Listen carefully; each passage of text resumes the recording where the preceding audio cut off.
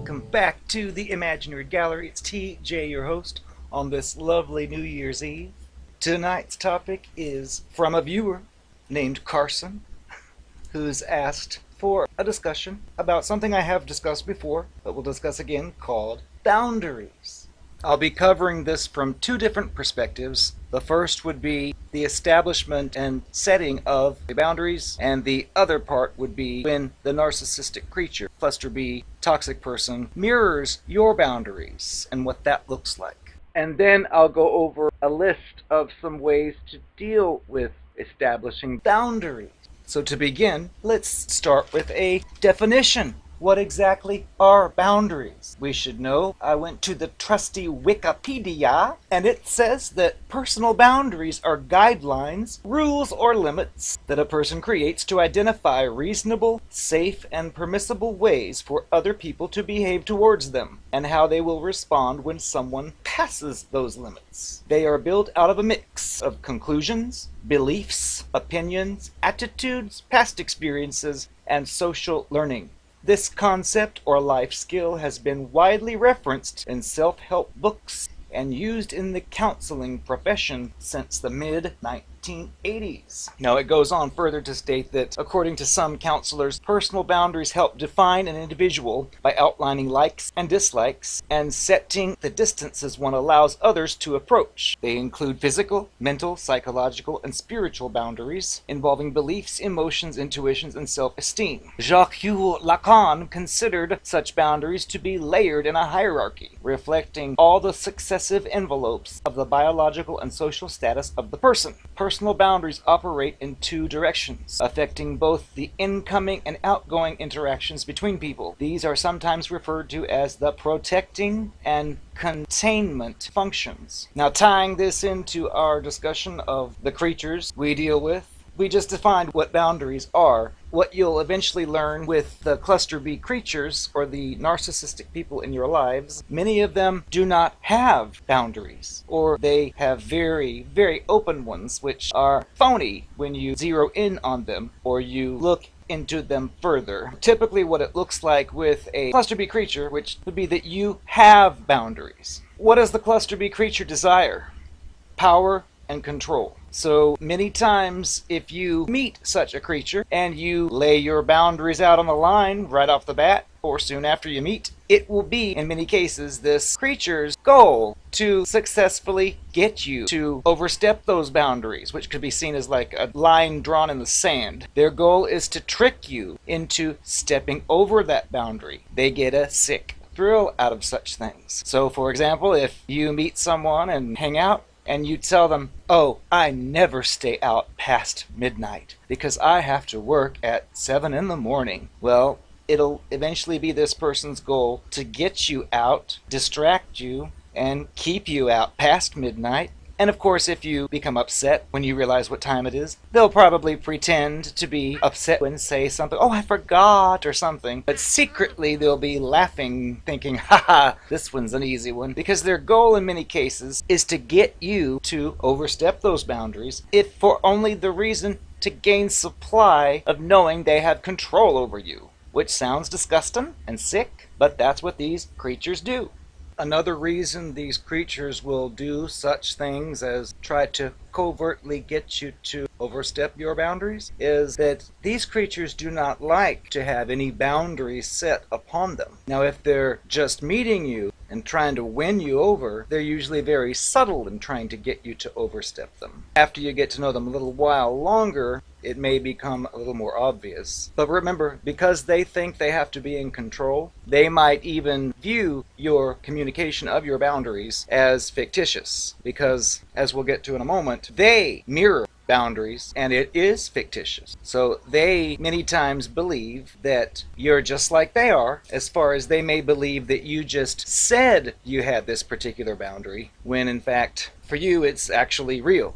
Which leads us to the second part. They will often mirror your boundaries. And this is where you can start to detect if you're really dealing with a toxic person. Assuming your boundaries are real and they are accurate and valid, you know what they are. So, for example, if the midnight thing is your real boundary, not made up, Because let's say that you work at the next day at 7, and let's say that in the past you became sidetracked and got busy till 1 or 2, and then you went home, went to bed, and then when you went to work at 7, if you were even on time, you were miserable. You could not be very productive. And let's say you did it a few times, enough to know that that is your genuine boundary and that you do not want to go to bed any later than midnight. So for you, again, it's genuine. Now, to bring the second part in, if you meet a new person and you communicate this boundary with them and this person mirrors that, they may say, oh, I feel the same way. I go to bed at midnight every night too. Well, that'll sound great to your ears, especially if maybe you were insecure about the new person that you thought you might really like. But then again, you're worried it might look down upon you if you say you have to be in bed early, because maybe you're worried this might be a night owl person who stays out all night. But what'll happen with this type of creature, at least in the beginning stages, is if you communicate that rule, they'll take note of it. And they will mirror it in many cases and claim to feel the same way and to do the same thing. And so you will feel at ease. And that's one of their tricks. They pretend to feel the way you do about things, but what ends up happening eventually is, for example, maybe a night that you're not doing anything together and you wanted to call and say good night or something, and you call at midnight and there's no answer, no response. You might become worried, but you'll eventually find out that, oh, that night the person was out till 3 or 4 in the morning. And then you think back to your conversation of, oh, I never go to bed past midnight either. And that's when you start your cognitive dissonance phase and realize this person's putting you on. They just said that about the midnight thing to make it seem like it was just like you. Now, of course, in the first section, if you catch one trying to overstep, it gets you to overstep your own boundaries. Or in the second case, if the person clearly demonstrates they don't share the same boundary they claimed they had, don't think you can actually have a adult-to-adult conversation about this. Like in the first section, if you were to say, you're just trying to get me to stay out past midnight, I know what you're up to. Don't say it, because you'll be told, oh, that is ridiculous, that's not true. And they'll have an excuse like, I just lost track of time, I was having such a good time with you, or something, which is designed to gaslight you into thinking, oh dear, maybe I'm being a little too sensitive. And if you do act that way, it's another score point for that fool, because that's what it wants to do, is get you to question yourself, especially if you dare to stand up to it. Or in the second part of this, if you find out that night that midnight came and went, and let's say you got a message back at 3 or something, then you might say, you don't share that midnight rule. You must have just said that in order to appeal to me. You're a fake. Guess what? There'll be another excuse that, oh, I do normally go to bed at midnight. That night, though, Madonna showed up, and I wanted to meet her, and there was a long line, so it's not my fault. I just wanted to meet her, but I was really tired, and blah, blah, blah. Fake. Excuses and lies. They will do or say anything to uphold whatever image they've thrown at you to represent themselves. And it can be quite sickening, because you'll find yourself sure thinking, ah, I knew it, and it's bold enough to say it. You'll be knocked down with words, which of course are typically false. But then if it happens repeatedly, they'll get to a point where you'll hear things like, you're always questioning things I do. I'm not doing anything wrong. I don't know why you're treating me so terribly. And they'll jump into a victim mode. So what, may you ask, can you do to deal with these issues involving boundaries? How do you keep or set healthy ones with a narcissistic monster or toxic person? I was browsing the web and I came across a website called Elements Behavioral Health. And there's an article called 6 Tips for Creating Boundaries with Narcissists, which I'll include a link below. And it tells you that narcissism and self-absorption seem very prevalent these days, and that some individuals never outgrow the egocentric childhood belief that their needs are the only important ones. Now, these people, remember, don't have any empathy or any genuine interest in others. And these creatures grow into adults with a sense of bold superiority and desire for respect and admiration from others, with little to offer in return. If things don't happen the way they want them to, they can become erratic, rude, and lash out when criticized. Now, they give an important fact here that states, as we grow, most of us learn that we're not the center of the universe, and that other people do have legitimate feelings and needs, and that we can't always get what we want, says Dr. Newharth, Ph.D., which is a licensed marriage and family therapist in the San Francisco Bay Area and an expert on narcissism. Developmentally narcissistic and self-absorbed people haven't yet accepted these realities or their limitations, and therefore often respond to frustrations with a child's repertoire: sulking, blaming, avoiding, manipulating, throwing a tantrum, or acting out in other horrifying ways. And the interactions tend to be, as we stated before, power control about winning, being right, and avoiding feeling one down or out of control. The hallmarks of this self-absorption are entitlement, lack of empathy, and reluctance to take responsibility for their own actions. Listening and learning are absent from the equation, so interactions with these creatures feels like it's a rip-off. But the 6 tips for creating boundaries in this: first, it states to view these creatures with compassion. It may not be easy to be sympathetic, but it may be better for your own emotional health. And then it makes an important point. Contrary to popular belief that narcissism is extreme self-esteem, it can actually stem from fear, insecurity, and a lack of self-esteem. Underneath their self-centeredness, they're likely afraid of feeling like they're flawed, powerless, unworthy, or out of control, says that same Dr. Newhart. Knowing this may enable you to take their actions a little bit less personally. Number 2, don't let them take advantage. These creatures are very good at getting what they want, and you may find yourself always in the path of their needs.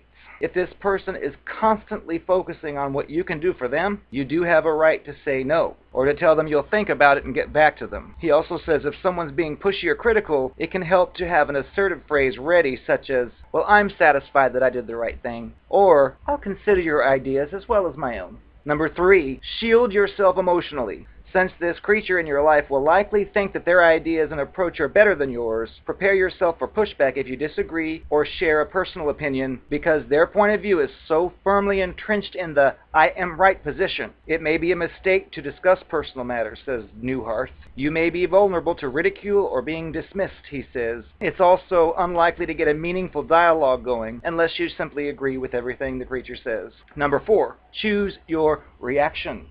It's easy to get aggravated around self-obsessed people, but it's also wise to change your expectation and realize that these narcissists don't have the same flexibility as you do to step outside of their own way of seeing the world. Sometimes you have to humor them and play along to keep the peace. Like, for example, if it's your boss.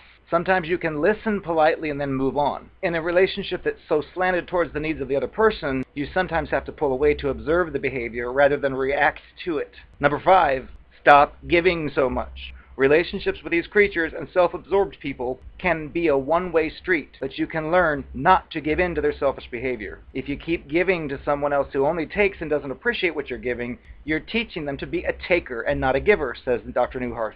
Whether it's a friend who's asking you once again to put your life on hold to help with something, or an uncle who dominates every family dinner with his opinions and doesn't let you get in a word, it may be time to do less.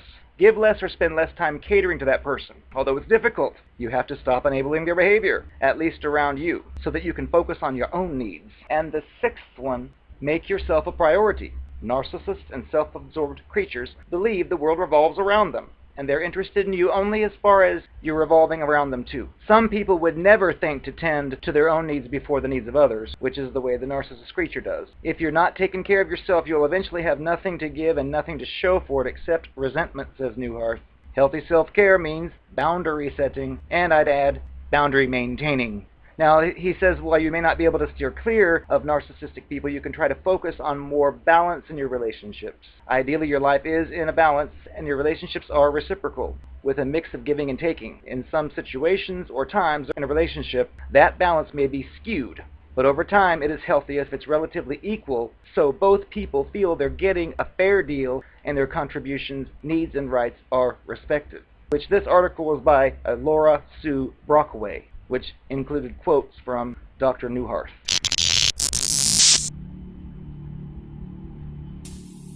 I am the narcopath, and Happy New Year to you.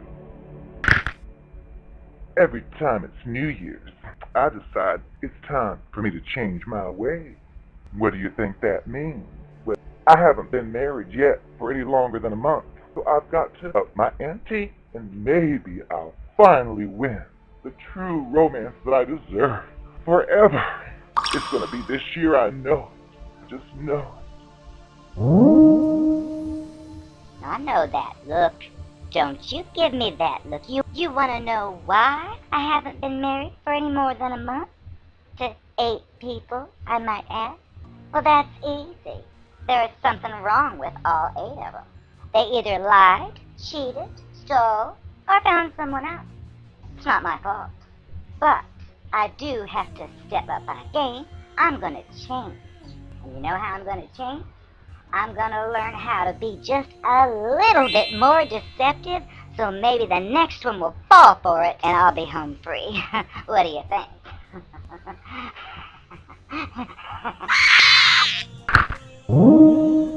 And you're one to talk. You didn't work out, that's for sure. Let me explain some of the ways why you didn't work out for me.